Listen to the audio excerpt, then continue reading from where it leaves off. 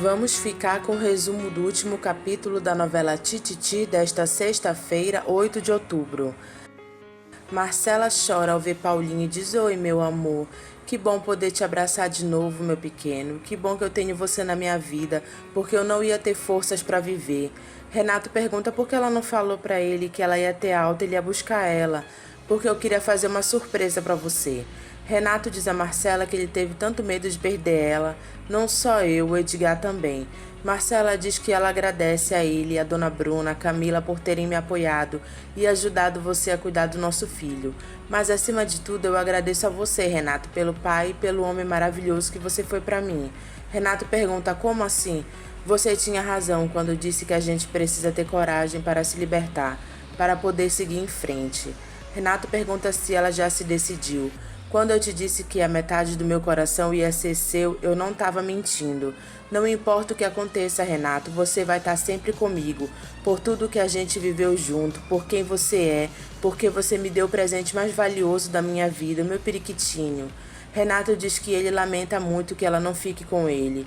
Tudo o que eu desejo é a sua felicidade, Marcela, e digo isso do fundo do meu coração. Os dois se abraçam.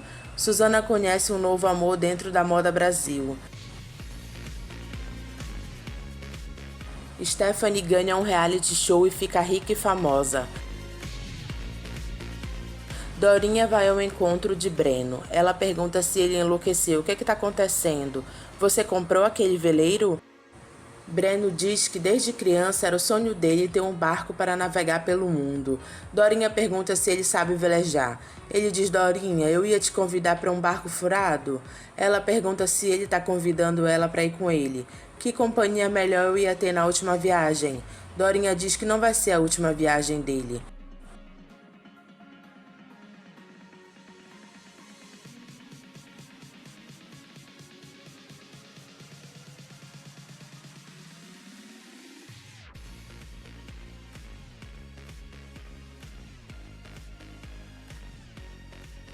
Bruna grita para Edgar: filho, desce aqui, eu tenho uma notícia para você. Edgar pergunta: que escândalo é esse? É que a Marcela, ela teve alta. Edgar diz: sim, onde ela tá? Marcela aparece e diz: aqui. Ai, que surpresa maravilhosa, minha filha. Marcela, que surpresa boa. Bruna diz que ela rezou tanto, ela pediu tanto. Eu acho que Deus resolveu me dar uma terceira chance. Edgar segura Paulinho no colo. Você tá bem? Ela diz: muito. Eu queria conversar com você. Luísa foge de ônibus com Cristóvão.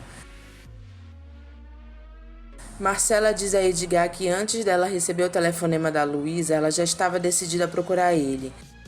Ele diz: que importância tem isso diante da felicidade de você estar aqui? Eu tive muito medo de perder você, Marcela. Ela diz que ele nunca mais vai perder ela. E ela dá um beijo nele. Ela diz: eu te amo, eu sempre te amei, eu nunca deixei de te amar. Só que eu precisava resolver uns problemas aqui dentro pra gente recomeçar nossa história.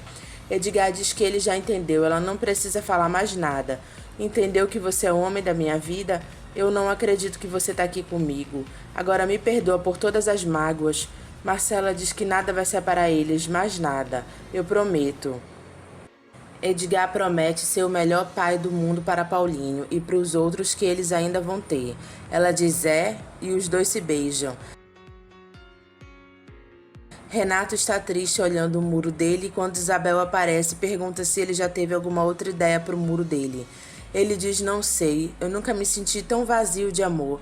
A Marcela recebeu alta e decidiu ficar com Edgar.